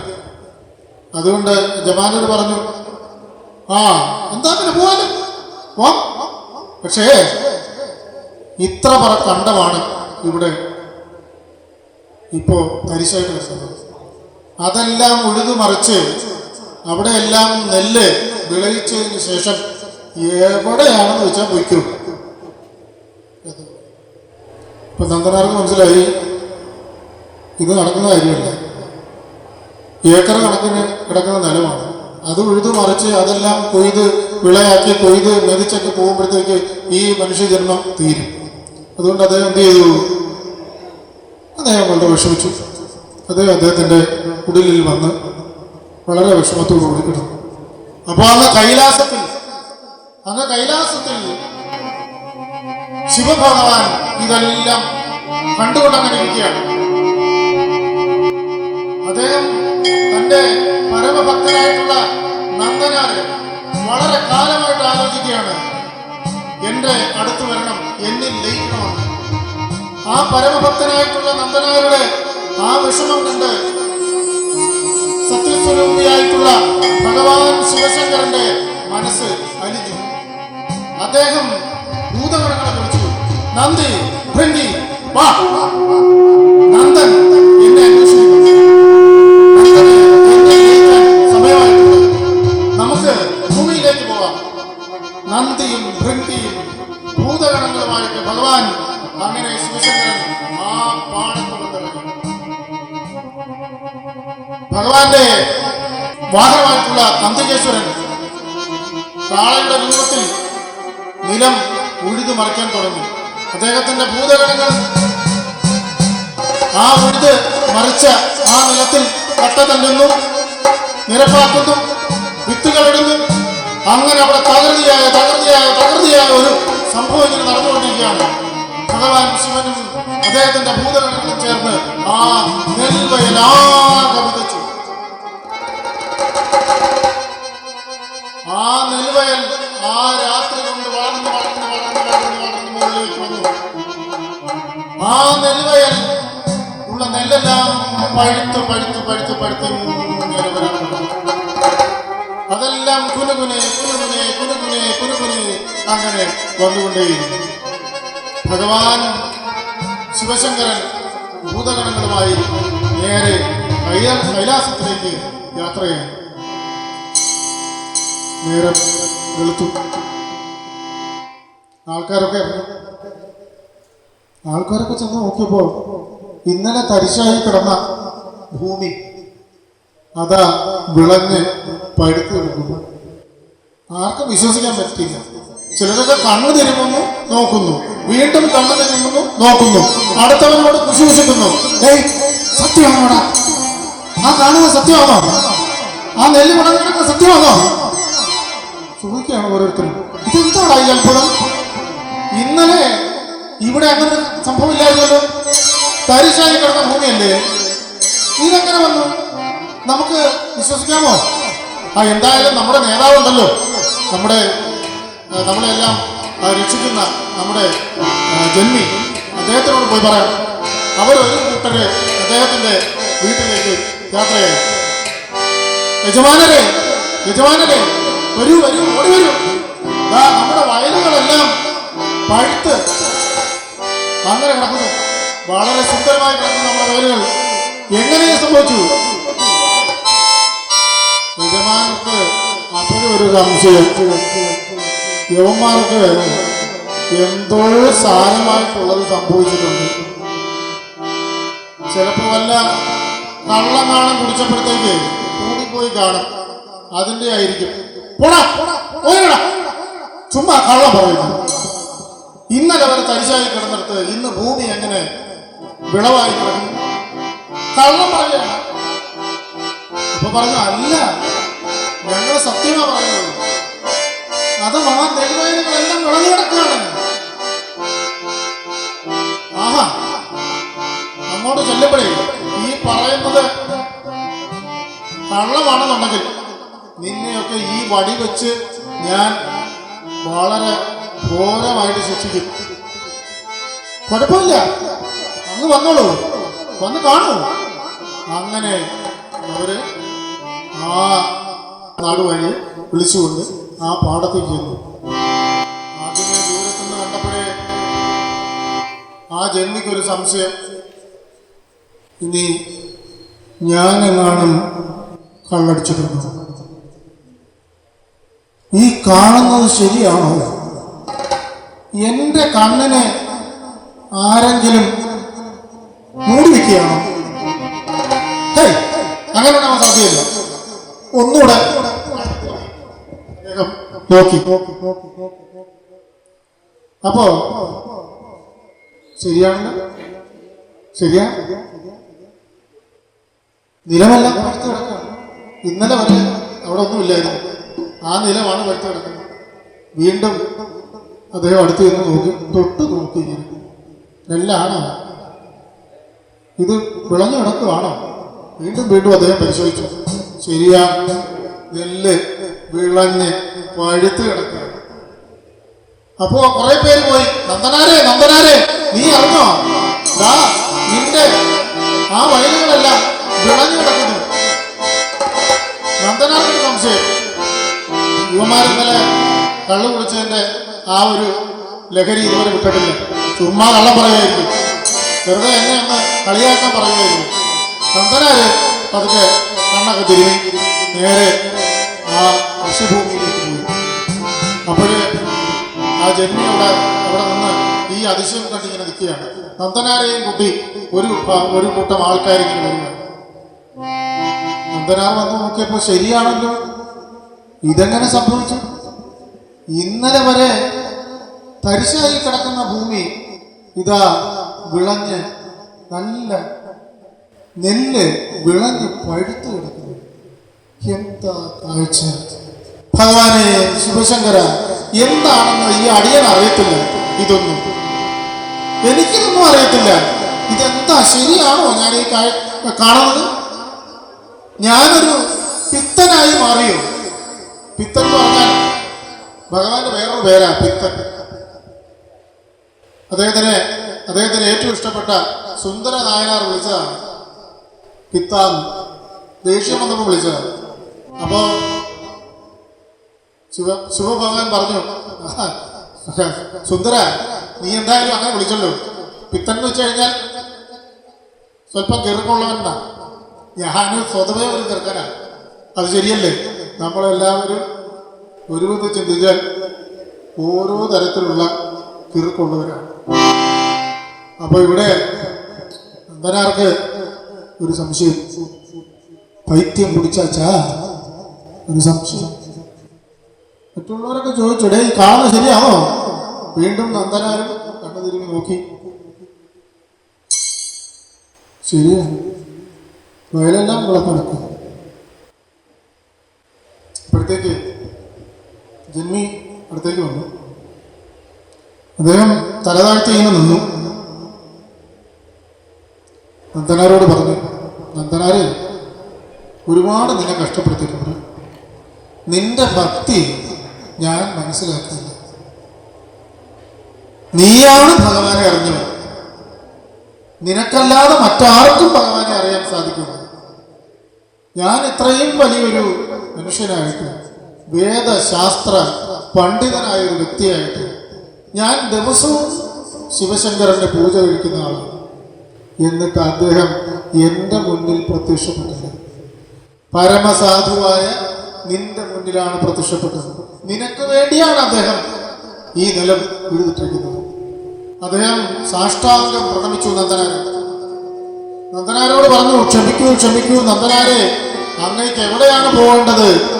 അങ്ങയ്ക്ക് ചിദംബരം പോകണമെന്നുണ്ടെങ്കിൽ എല്ലാ പരിവാരങ്ങളോടും കൂടി ചിദംബരത്തേക്ക് പൊയ്ക്കോളൂ പൊയ്ക്കോളൂ പൊയ്ക്കോളൂ എന്ന് പറഞ്ഞ് അദ്ദേഹവും കുറച്ച് സ്ഥലം അനുഗമിച്ചു. നന്ദനാര് ശിവഭക്തിഗാനങ്ങളൊക്കെ പാടി അങ്ങനെ ഉടുക്കും പൊട്ടി പാട്ടുപാടി, ഉടുക്കും പൊട്ടി പാട്ടുപാടി ഭക്തരായ ഭക്തരെല്ലാം കൂട്ടിക്കൊണ്ട് അങ്ങനെ ആ ചിദംബരം ക്ഷേത്രത്തിൽ ഭഗവാൻ ശിവശങ്കരൻ നന്ദി ഭൃംഗി തുടങ്ങിയവരോട് പറഞ്ഞു, നമ്മുടെ ഭക്തൻ അതാ നന്ദനാർ വരുന്നു, നന്ദനാരെ നമുക്ക് സ്വീകരിക്കണം, നമുക്ക് കൈലാസത്തേക്ക് കൂട്ടിക്കൊണ്ട് പോകണം. അദ്ദേഹത്തിന് ഇനി ഈ ഭൂമിയിലിട്ട് ഇങ്ങനെ കഷ്ടപ്പെടുത്തുന്നത് ശരിയല്ല. പരമഭക്തനായ ഈ നന്ദനാർ ഒന്നാമനായിരിക്കും. 63 നായനാർമാർ. നായനാർ എന്ന് പറഞ്ഞാൽ ശിവഭഗവാന്റെ ഏറ്റവും പേര് കേട്ട ഭക്തന്മാരാണ്. കെ നായനാർ നമുക്കറിയാം. ഈ നായനാർ എന്ന് പറഞ്ഞാൽ അതിൻ്റെ അർത്ഥം ശിവഭക്തന്മാരിൽ അഗ്രഗണ്യന്മാര്. അദ്ദേഹം സെലക്ട് ചെയ്തിട്ടുള്ള 63 പേര്, അവരാണ് നായനാർമാർ. അതിൽ 1-ാം സ്ഥാനമാണ് ആർക്ക് കൊടുത്തത്? നന്ദനാർക്ക്. നന്ദനാര് പാട്ടും പാടി തുള്ളി തുള്ളി തുള്ളി തുള്ളി ചിദംബരം ക്ഷേത്രത്തിനോട് അടുത്തുകൊണ്ടിരിക്കുകയാണ്. അങ്ങനെ ഭക്തരായ ഭക്തരെല്ലാം ഈ നന്ദന്റെ വരവ് കണ്ട് അവരിങ്ങനെ അതിശയിച്ചു നിൽക്കുകയാണ്. പതുക്കെ പതുക്കെ പതുക്കെ പതുക്കെ ആ ക്ഷേത്രത്തിനടുത്തേക്ക് പോയി പോയി പോയി നന്ദനാർ ആ ക്ഷേത്രത്തിനുള്ളിൽ കടന്നു. ഭഗവാൻ ശിവശങ്കരൻ, നന്ദി, ഭൃംഗി തുടങ്ങിയിട്ടുള്ള സർവഭൂതഗണങ്ങളോടും കൂടി അദ്ദേഹത്തെ സ്വീകരിക്കാനായിട്ട് അവിടെ വന്നു. ആ പരമഭക്തനായ നന്ദനാർ ചിദംബരം ക്ഷേത്രത്തിലെ ശിവഭഗവാനിൽ ലയിച്ചു.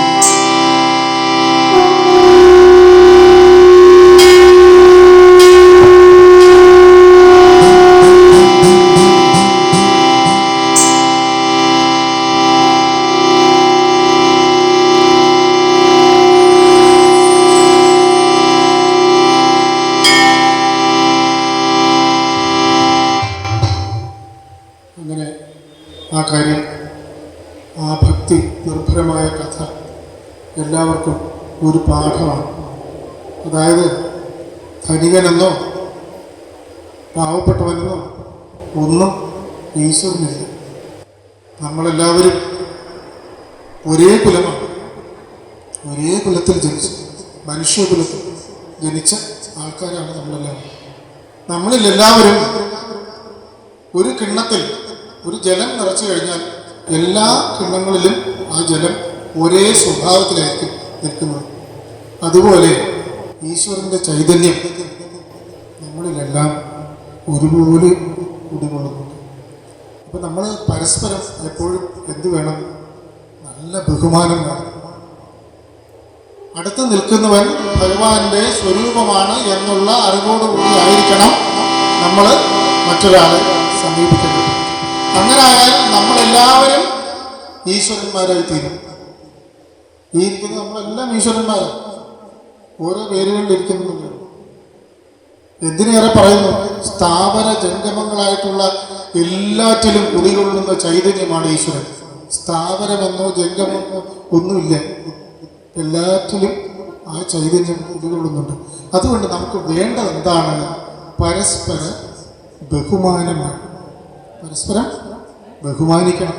ആയിരിക്കുന്നതും ഈശ്വര ചൈതന്യം, ഈ ഇരിക്കുന്നതും ഈശ്വര ചൈതന്യം. അതുകൊണ്ട് നമ്മളെല്ലാം ഈശ്വരൻ്റെ മക്കളാണ്. ആ ചിന്തയോടുകൂടി നമ്മൾ ജീവിക്കുകയാണെന്നുണ്ടെങ്കിൽ നമുക്ക് വന്നു ചേരുന്ന ഒരു സൗഭാഗ്യമുണ്ട്. നമ്മുടെ നാട് ഈ ലോകത്തിലെ 1-ാമത്തെ രാജ്യമായി മാറും. നമുക്കില്ലാത്ത ഒരു കാര്യം ഇതാണ്. നമ്മൾ അടുത്തിരിക്കുന്ന ആളെ മറ്റൊന്നായിട്ടാണ് കാണുന്നത്, നമ്മളായിട്ടല്ല കാണുന്നത്. അങ്ങനെയായിരിക്കണം നമ്മൾ ഓരോരുത്തരും എല്ലാ സമയത്തും ചിന്തിക്കേണ്ടത്. അപ്പോൾ ഭഗവാന്റെ കഥയൊക്കെ അങ്ങനെ നമ്മൾ കേട്ടു, വളരെ സന്തോഷവാന്മാരായി. അങ്ങനെ നമ്മുടെ നാടിനെക്കുറിച്ച് എന്തെങ്കിലും പറയാതെ പോയി കഴിഞ്ഞാൽ അതൊരു പോരായ്മ ആയിപ്പോകും എന്ന് വിചാരിച്ചിട്ട് നമ്മുടെ നാടിൻ്റെ ഒരു തുടി കൂടെ പറയുകയാണ്. ഇവിടെ പ്രാചീനമായിട്ടുള്ള 3 കുടികൾ എന്നാണ് പറയുന്നത്. ജാതിയാണ്, കുടികൾ ഇങ്ങനെ പറയാൻ പറ്റും. കുടി വേറെയാണ്, ജാതി വേറെ. അപ്പോൾ 3 കുടികൾ ഇവിടെ ഉണ്ടായിരുന്നു. നമുക്കൊന്നും അറിയത്തില്ല, നമ്മുടെയൊക്കെ പൂർവികന്മാരായിട്ടുള്ള ആൾക്കാർ ആണവർ. കുറച്ച് പേരൊക്കെ അവിടെ ഇവിടെയൊക്കെ ആയിട്ട് ഉണ്ട്. അപ്പോൾ ഈ അടുത്ത് തന്നെയാണ് അതെല്ലാം ഉണ്ടായിരുന്നത്. ഒന്ന് പറയരഴികം എന്ന് പറഞ്ഞൊരു സ്ഥലമുണ്ട്. നമ്മുടെ നാടിനെക്കുറിച്ച് കൂടി അറിയണം നമ്മുടെ ഭഗവാനെ സ്മരിക്കുമ്പോൾ. അദ്ദേഹത്തിനെ വിളിച്ചത് നാദപ്പെരും പുറയനെ എന്നാണ് വിളിച്ചത്. മനസ്സിലായോ? അപ്പോൾ അതെന്താണെന്ന് എല്ലാ ഭക്തരും മനസ്സിലാക്കി കഴിഞ്ഞു. അപ്പോൾ അങ്ങനെ ഇവിടെ പറയരഴികം എന്ന് പറയുന്നൊരു സ്ഥലമുണ്ടായിരുന്നു, പുലയരഴികം എന്നൊരു സ്ഥലമുണ്ടായിരുന്നു, കുറവരഴികം എന്നൊരു സ്ഥലമുണ്ടായിരുന്നു നമ്മുടെ ഈ ക്ഷേത്രം ഇരിക്കുന്ന ഈ പരിധിക്കുള്ളിൽ. അപ്പോൾ ഇവരൊക്കെ ആരാധിച്ചിരുന്ന ഓരോ ദേവതകളുണ്ട്.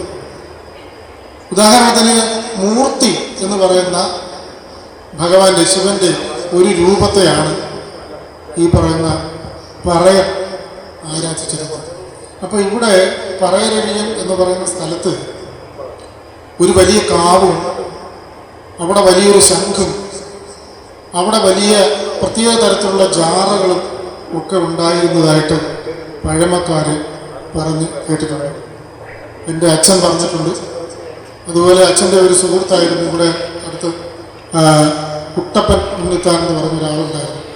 വളരെ വർഷങ്ങൾക്ക് മുമ്പ് അച്ഛൻ്റെ സുഹൃത്താണ്. അവരൊക്കെ ഒരുമിച്ച് പഠിച്ചിട്ടുണ്ടെങ്കിൽ അതെൻ്റെ അടുത്ത് ഒരു ദിവസം എന്നോട് ഇങ്ങനെ പറഞ്ഞു, ഇങ്ങനെ ഒരു സംഭവമുണ്ട്, ഇവിടെ ഒരു ഈ പറയുന്ന പറയർ സമുദായത്തിൽപ്പെട്ടവരെ വച്ച് ആരാധിച്ചിരുന്ന മൂർത്തിയുണ്ട്. ആ മൂർത്തിയും ഇവിടെ ഇരിക്കുന്ന ഭഗവാൻ ശിവശങ്കരനും പരസ്പരം ബന്ധപ്പെട്ടിരിക്കുന്നു. കാരണം ഇത് രണ്ടും ഒന്നാണ്. കാരണം ഈ ശിവക്ഷേത്രം എവിടെ ഉണ്ടോ അവിടെ ആരുണ്ട്? പറയരും ഉണ്ടായിരിക്കും. ഉദാഹരണത്തിന് നമ്മുടെ തൊട്ടടുത്ത് വാക്കനാട് എന്ന് പറഞ്ഞൊരു സ്ഥലമുണ്ട്. വാക്കനാട് ശിവക്ഷേത്രമുണ്ട്. ആ ശിവക്ഷേത്രം ഇരിക്കുന്ന വാക്കനാടിൻ്റെ യഥാർത്ഥ പേര് പാക്കൻ നാടെന്നാണ്. പാക്കനാർമാർ, ധാരാളം പാക്കനാർമാരുണ്ട് അവിടെ. ഒരുപാട് പേര് അവിടെ താമസമാണ്. ഇതുപോലെ നമ്മൾ ചടയമംഗലം പോയാലും ഈ ഒരു വിശേഷം കാണാൻ പറ്റും. അവിടെയുണ്ട് ആ ശിവക്ഷേത്രത്തെ ചുറ്റിപ്പറ്റി. അപ്പോൾ ഇദ്ദേഹം പറഞ്ഞതും ഈ സംഗതിയും എൻ്റെ ഗുരുനാഥൻ ഈ പറഞ്ഞ തിരുമന്ത്രം പറഞ്ഞു വന്നപ്പോൾ അദ്ദേഹം പറഞ്ഞതും തമ്മിൽ ഞാൻ താരതമ്യം ചെയ്തു നോക്കിയപ്പോൾ ഈ ശിവഭക്തന്മാരായിട്ടുള്ള ആദി ഭക്തന്മാരായിരുന്നു ഈ പറയുന്ന പറയർ എന്ന് പറയുന്ന സമുദായം. അതിൻ്റെ പേര് ശരിക്ക് പൊറൈ അയ്യർ എന്നാണ്. പൊറൈ അയ്യർ. അയ്യർ സമുദായത്തിൽ ഒരു വിഭാഗം തന്നെ ഉണ്ട് അങ്ങനെ ശിവഭക്തന്മാർ. അയ്യങ്കാറിലുമുണ്ട് ശിവഭക്തന്മാരായിട്ടുള്ള ആൾക്കാർ. അത് നമ്മൾ ചരിത്രം പഠിക്കുമ്പോഴാണ് അത് മനസ്സിലാക്കുന്നത്. അപ്പം അത്രയ്ക്ക് ശ്രേഷ്ഠരായിട്ടുള്ള വ്യക്തികൾ അവരിവിടെ താമസം ഉണ്ടായിരുന്നു. ഇനി അടുത്തത് തൊട്ടടുത്ത് പുലയർ താമസം ഉണ്ടായിരുന്നു. അതാണ് പുലയരയുടെ. ഇവിടെ കൃഷിയും കാര്യങ്ങളും ഒക്കെ ആയിട്ട് താമസിച്ചിരുന്ന ആൾക്കാരാണ്. ഇവരുടെ ബേസ് കിടക്കുന്നത് തമിഴ്നാടാണ്. അവർ ഉഴവർ എന്ന് പറഞ്ഞ മുമ്പേ പറഞ്ഞ ആ ഒരു ഗ്രൂപ്പിലാണ് പെടുന്നത്. അവരുടെ ദേവത എന്ന് പറഞ്ഞാൽ കൊറ്റവൈ. കൊറ്റവൈ. ആ കൊറ്റവൈ ശരിക്കും പറഞ്ഞാൽ ഭദ്രകാളിയുടെ മറ്റൊരു രൂപം. അങ്ങനെ കൊറ്റവൈ ആരാധിക്കുന്നവരും ഉണ്ടായിരുന്നു. അവരാണ് ഇപ്പോഴും നമ്മുടെ ഈ പ്രദേശത്തെ വള്ളുവന്തറ ഭാഗങ്ങളിലോട്ടും അങ്ങ് ചാലക്കര ഭാഗങ്ങളിലോട്ടും ഒക്കെ പോയത്. നമുക്ക് ഈ നാടിനെ കുറിച്ചൊന്നും അറിയത്തില്ല, അതുകൊണ്ടാണ്. പിന്നീട് അടുത്തതാണ് കുറവർ അഴികൾ. കുറവരുടെ ദേവത തന്നെ മുരുകനാണ്. കാരണം അവര് ഈ മലമുകളിൽ കുറിഞ്ചി തിണക്കാരാണ്. കുറിഞ്ചി തിണ എന്ന് വെച്ച് കഴിഞ്ഞാൽ ഹിൽ ടോപ്പാണ്. അവിടാണ് എല്ലാ മുരുകൻ ക്ഷേത്രങ്ങളും നോക്ക്, എല്ലാം മലമുകളിലായിരിക്കും. അതിന് കുറി, കുണ്ട്രം, കുറിച്ചി ഇങ്ങനെ വിവിധ പേരുകളിലാണ് ആ മുരുകൻ ക്ഷേത്രങ്ങളെല്ലാം അറിയപ്പെടുന്നത്. അപ്പോൾ അവരുടെ അടിസ്ഥാന ദേവത ഈ പറയുന്ന മുരുകനാണ്. പിന്നീട് അവർ വെച്ച് ആരാധിക്കുന്നതാണ് അപ്പൂപ്പൻ സങ്കല്പം. അപ്പൂപ്പൻ ഒരുപക്ഷെ ശിവനെ തന്നെയായിരിക്കും അവർ ആരാധിക്കുന്നത്. എങ്കിലും അവർക്ക് ഏറ്റവും ഇഷ്ടം ആരെയാണ്? മുരുകനെയാണ്. മുരുകൻ. അതാണ് ആടിവാം മുരുക എന്ന ആദ്യത്തെ ഒരു പാട്ട് പാടി. ആ പാട്ടിൽ ആ മുരുക എന്ന സംബോധന ചെയ്യുന്നത് സുബ്രഹ്മണ്യ എന്നല്ല. അതാണ് അതിൻ്റെ പ്രത്യേകത. നമ്മൾ ചരിത്രം പഠിക്കുമ്പോൾ നമ്മൾ പുറനാനൂറ്, അകനാനൂറ് അതുപോലുള്ള ഗ്രന്ഥങ്ങൾ പഠിക്കണം. 10 പത്തുപ്പാട്ട്, കുറുന്തൊകൈ ഇങ്ങനെയുള്ള പ്രാചീന തമിഴ് ഗ്രന്ഥങ്ങൾ പഠിക്കുമ്പോഴാണ് നമ്മുടെ നാടിനെ അറിയുന്നത്, നമ്മൾ ആരായിരുന്നു എന്നറിയുന്നത്. നമ്മൾ പരസ്പരം ഈ ഇരിക്കുന്നവരെല്ലാം സഹോദരങ്ങളാണ്. അത് ഏതാണ്ട് ഒരു 4000-5000 വർഷം മുമ്പ് നമ്മുടെ ചരിത്രം എടുത്ത് നോക്കിയാൽ നമ്മളെല്ലാം ബന്ധുക്കളായിരിക്കുന്നത്. നമ്മളങ്ങോട്ടും ഇങ്ങോട്ടും സംസാരിക്കുക.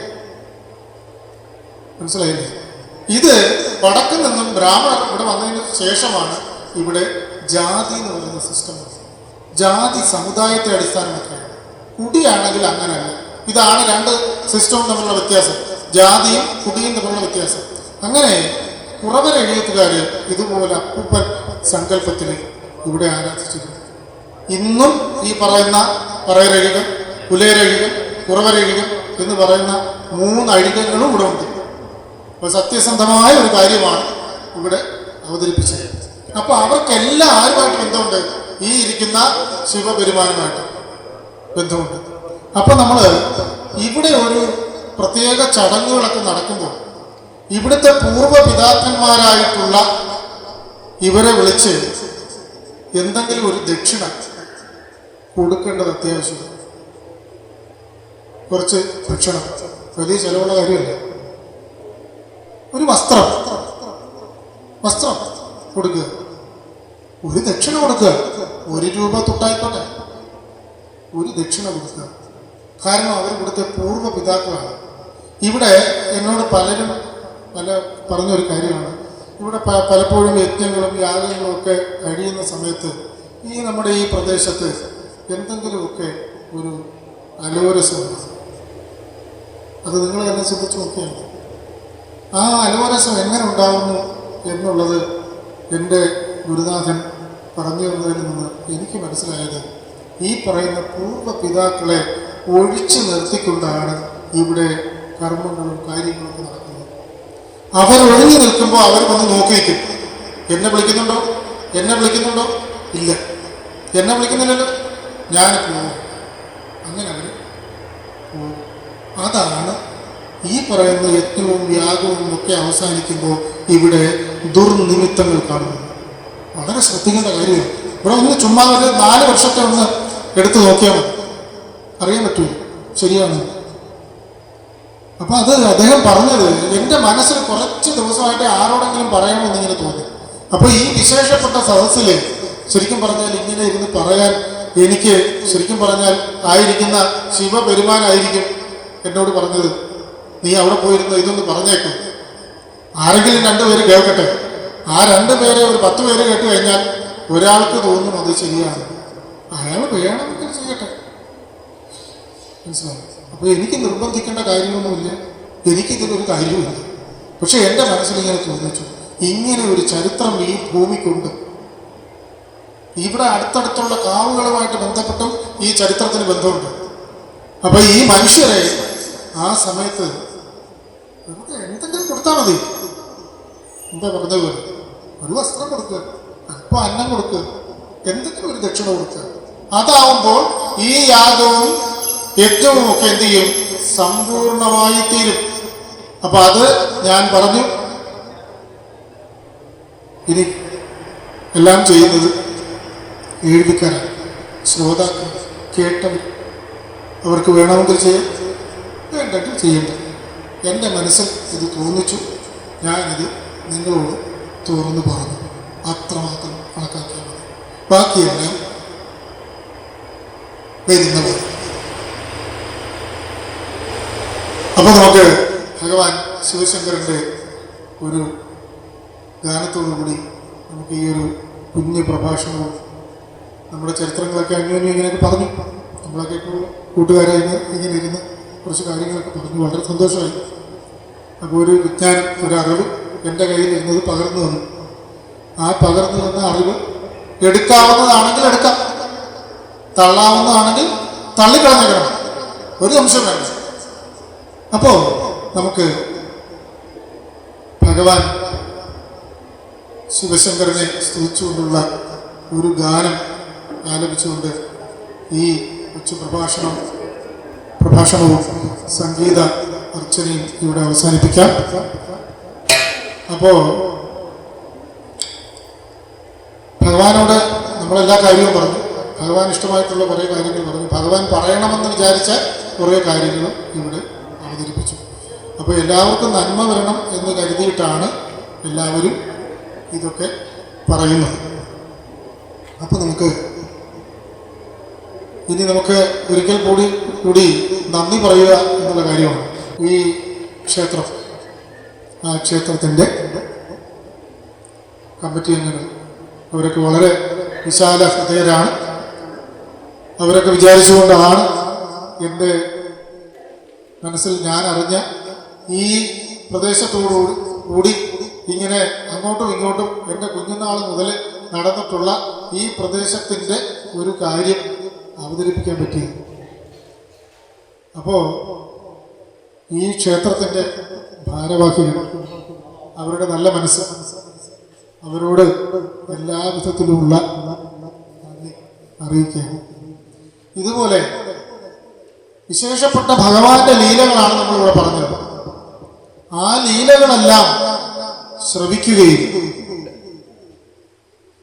ഭക്തിയോടുകൂടി അതൊക്കെ മനസ്സിൽ സ്ഥാപിക്കുകയും ചെയ്തിട്ടുള്ള ഭക്തന്മാരായിട്ടുള്ള നമ്മുടെ ശ്രോതാക്കൾ, അവർക്കും നന്ദി പറയുന്നു. എൻ്റെയും എൻ്റെ സംഘത്തിൻ്റെയും നന്ദി അറിയിക്കുകയാണ്. അടുത്ത ഒരു ഗാനത്തോടുകൂടി നമ്മുടെ ഈ കൊച്ചു സംഗീത പരിപാടിയും അതുപോലെ തന്നെ ഈ ഒരു പ്രഭാഷണവും ഇവിടെ അവസാനിക്കുന്നു. മഹാദേവ മനോഹര.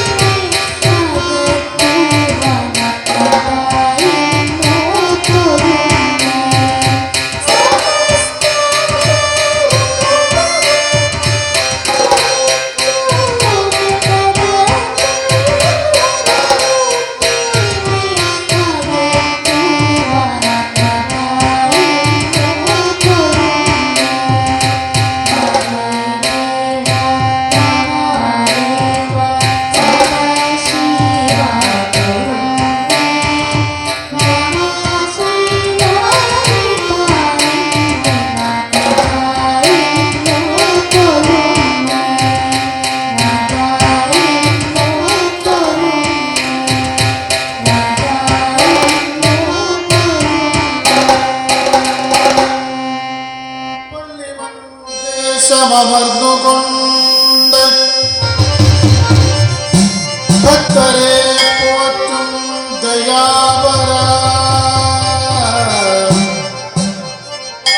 പള്ളിമൺ ദേശമമർന്നുകൊണ്ട് ഭക്തരെ പോറ്റും ദയാകര ശിവപെരുമാനേ മംഗളം പാർവതീ ദേവിക്ക് മംഗളം ഗണപതി ഭഗവാനും വിഷ്ണു ഭഗവാനും ദേവങ്ങൾക്കും പിതൃക്കൾക്കും ദേശവാസികൾക്കും മംഗളം മംഗളം മംഗളം മംഗളം ഓം നമഃ ശിവായ ഓം നമഃ ശിവായ ഓം നമഃ ശിവായ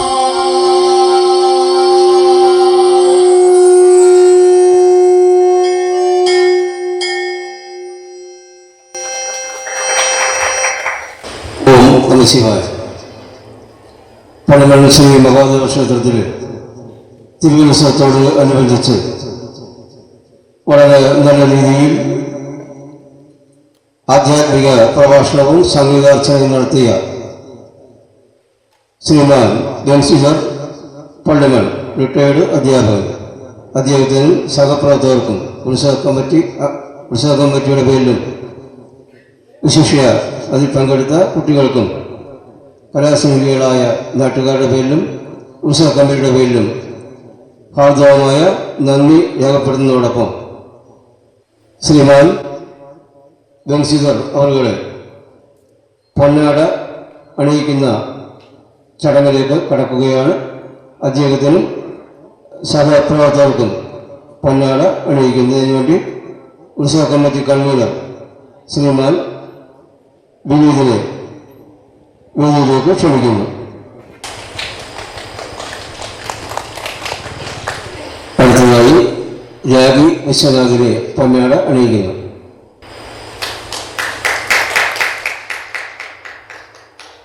അടുത്തതായി യാദവിനെ പൊന്നാട അണിയിക്കുന്നു.